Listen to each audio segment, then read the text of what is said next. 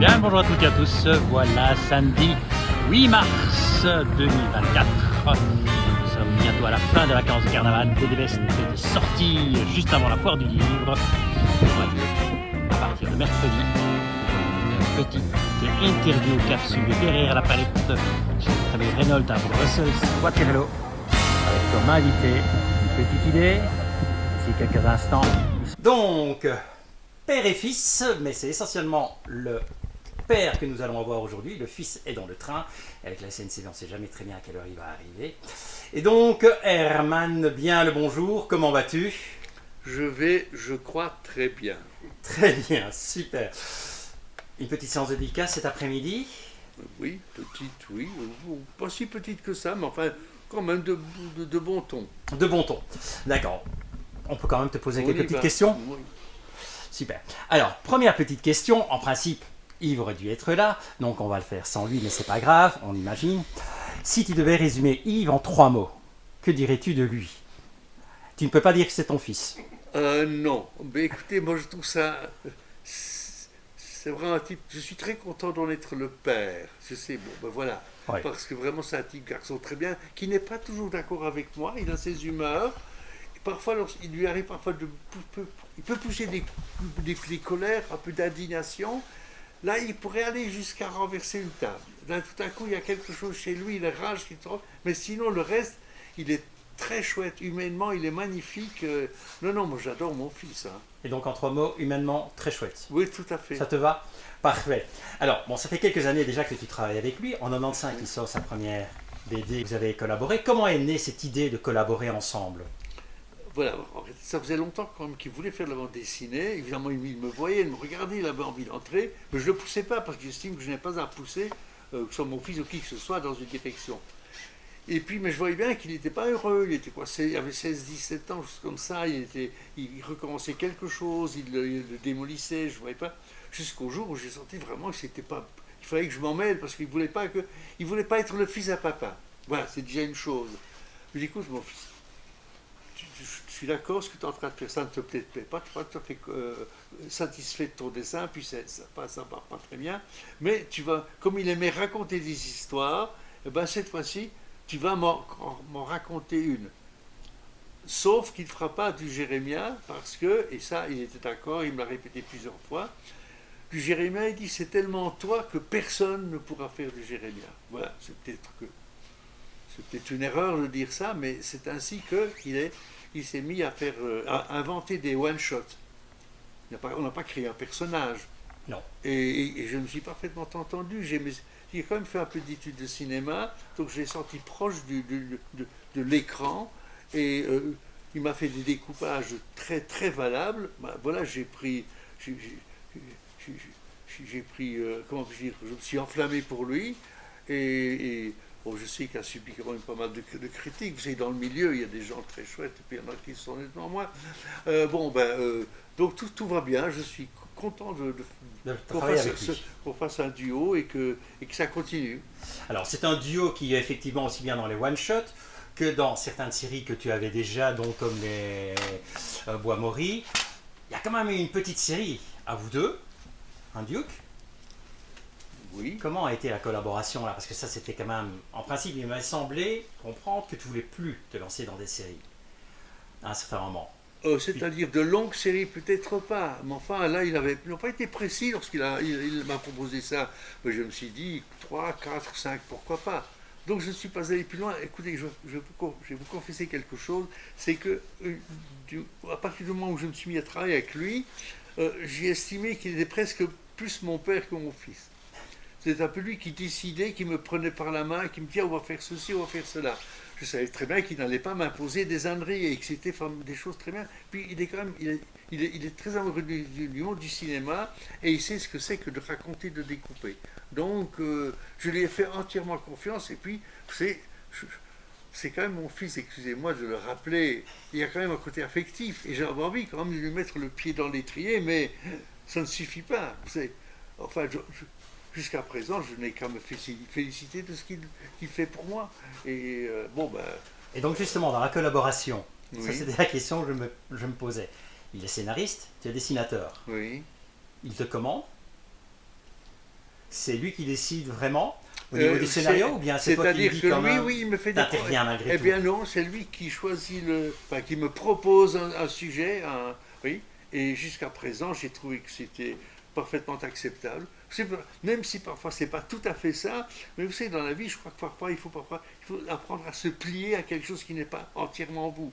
Enfin, de s'adapter à d'autres climats, à d'autres manières de narrer, et ben, voilà, ça c'est parfaitement arrangé. C'est vrai que vraiment, je m'arrêtais, je me dis, bon, ben, il va falloir qu'il m'explique un peu, pour qu'il me dise exactement ce qu'il attend, et puis très vite, on se comprenait, et puis il n'y a pas jamais eu d'arrêt de quelques jours ou de quelques semaines, non, jamais. Moi, je ne m'arrête jamais. Hein. Oui, Il y a des gens qui posent la question, me disent, quels sont votre projet? J'ai pas de projet, j'accroche à un autre wagon, c'est pas un projet ça. Oui, donc là, tu viens comme de choper une question à l'avance, c'est bien. À ce rythme-là, ça va y aller. Alors, Brigantus, ça c'est quand même un sacré phénomène. Le diptyque, arrivé à l'époque romane, on retourne un peu dans l'Antiquité, alors que bien souvent, oui, bon, tu avais fait quelques séries effectivement sur César, tu avais fait quelques albums, etc. Mais pourquoi subitement retourner à l'Antiquité et découvrir cette Antiquité romane?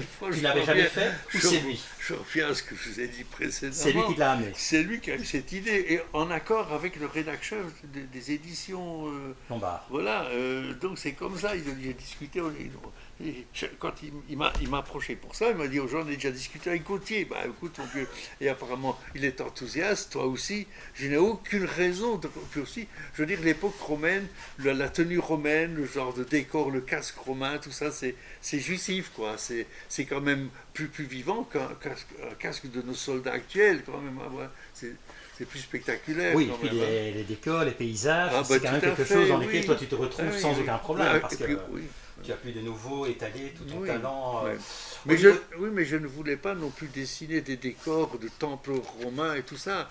De toute façon, j'ai pas dit que ça m'aurait déplu, mais je ne le voulais pas. On a vu ça trop souvent dans d'autres cas.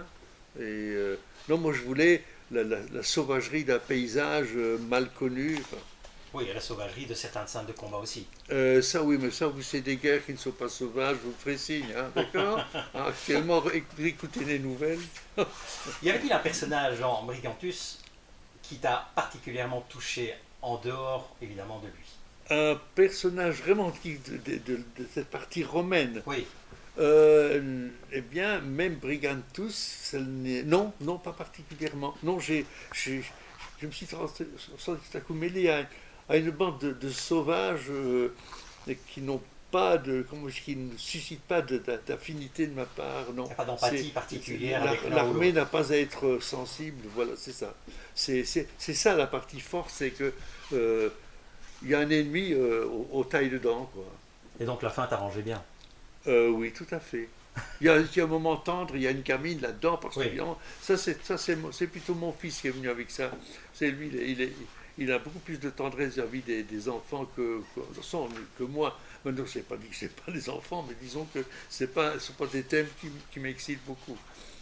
Au niveau technique, mise en couleur et tout, ça t'amuse toujours autant Il y a des moments où ça dépend aussi à quel point je ressens la couleur. Ce n'est pas toujours le cas. Disons que ma boîte aquarelle, parfois on dirait qu'elle ne me fait pas vraiment le clin d'œil que j'attends. Enfin, ça s'est toujours arrangé. Il y a des moments où vraiment ça me plaît énormément. Il y a des cases, notamment certaines, notamment, je ne sais pas, évidemment, il faudrait la repérer, où on voit Brigantus en face, au sommet d'une falaise, et il y a la mer devant avec les mouettes. Et ben là, les gens qui m'en parlent me disent, on sent le froid de l'air.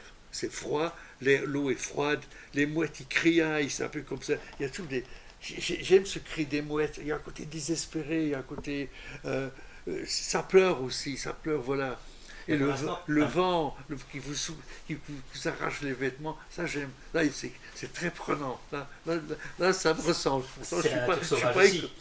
Écoutez, j'aime bien la violence de la nature. Même les Jérémiens. Oui. Toujours dans une ambiance fort humide au niveau du climat et tout. C'est une facilité que tu as, toi, de pouvoir rester dans ce type de mise en couleur, pastel, direct. Oui. Mais oui. Tu m'avais expliqué la dernière fois que ton art avait évolué oui, petit à petit. Le sens-tu encore évoluer maintenant? Découvres-tu encore de nouvelles techniques? Oui, enfin, non, j'essaie de les améliorer. Parce que vu mon âge canonique, disons que les toutes nouvelles techniques, ça commence à se faire rare sous le pied. Mais non, j'essaie quand même, j'essaie autant que possible d'y apporter quelque chose. Je n'aime pas être répétitif. Mais par moment, on peut pas. Et chaque fois que je suis obligé de faire une case qui sent le répétitif, je suis pas content, hein. Mais pas toujours facile d'en sortir. Donc, ce sont seulement des passages, et je me dis que par la suite, je vais parvenir à quitter ce mauvais sentier et me retrouver sur un endroit plus propice à l'excitation. Pour Brigantus, beaucoup de documentation nécessaire?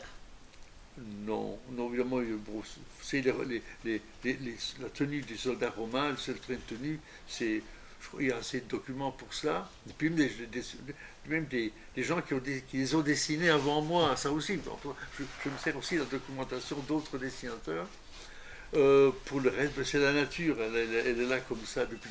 Évidemment, il y a une variété infinie dans la nature, mais c'est à vous un peu à la sentir aussi. C'est charnel, hein. Moi, je suis quelqu'un, je ne suis pas un intellectualisant, hein. Moi, non, c'est peut-être parce que j'ai vécu à la campagne. Moi, je me suis roulé dans les bois. Voilà, il y a un côté très physique chez moi, mais en même temps une rêverie, quoi, parce que il m'arrivait parfois de rester 1 heure ou deux sur un talus là quelque part dans les bois à écouter simplement les oiseaux, les animaux qui s'approchaient de moi, le vent. Même parfois je sortais que il faisait pas très beau, c'est une espèce de bruine, j'avais un caban, quelque chose comme ça. Eh ben, il y avait quelque chose de fascinant dans cette nature qui à ce moment quand même pas hyper agréable, mais je m'en fous, c'était de l'inconfort, mais je commence à j'aimais cet inconfort. Yves, ressens-tu la même chose que toi vis-à-vis de la nature? Parce que, bon, j'imagine que c'est lui qui a fait le storyboard. Oui, oui, tout à fait. Donc, c'est lui qui a, dès le départ, Oui, oui. prévu les paysages, la sauvagerie, la Tout nature, à fait, etc. oui. Donc, as-tu l'impression qu'il ressent la nature de la même manière que toi? En grande partie, oui. Je n'ai pas dit qu'on n'a pas passé des nuits entières pour exprimer nos ressentiments vis-à-vis de la nature, mais je sais qu'il suffit de parler quelques minutes avec lui et puis voilà, c'est pas nécessaire de développer. Et puis aussi, à propos de Brigantus, il se fait que je suis allé quand même, j'ai passé des vacances un certain temps dans le nord de l'Écosse. Donc, si vous voulez vraiment ressentir cette mer du Nord, cette fraîcheur de l'air, cette eau froide, c'est les mouettes qui hurlent autour des pics rocheux, il y a quelque chose de. Je trouve ça. Je pourrais rester là un sacré bout de temps. Pour, ça sent un peu la mort en même temps. Je sais pas, Avec un petit whisky ou sans? Non, Avec un petit whisky ou pas? non, parce que c'est une époque où j'aimais un peu le whisky, mais figurez-vous, c'est pas du tout par vertu, mais l'alcool, non, ça ne me tente pas tellement. Un petit thé. Bon, alors, la question évidemment, parce qu'on avait dit un quart d'heure, on va essayer de ne pas y dépasser. Tu as déjà plus ou moins répondu. Des projets, mais tu verras bien quel est le train que tu vas accrocher. Oui, bien sûr, oui. Donc on ne peut pas en savoir plus. C'est-à-dire, il y a que ce qui va se passer dans une ville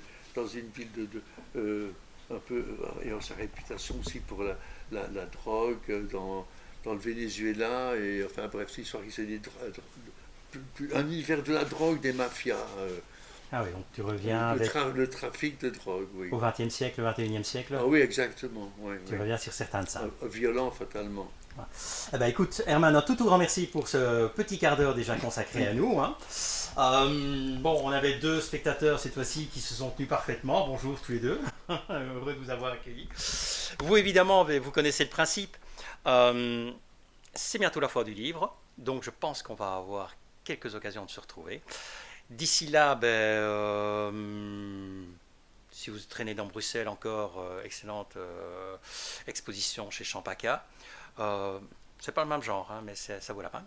Et donc, je vous souhaite un très bon après-midi, des bonnes fins de vacances de carnaval et à très bientôt. Bye bye. Voilà.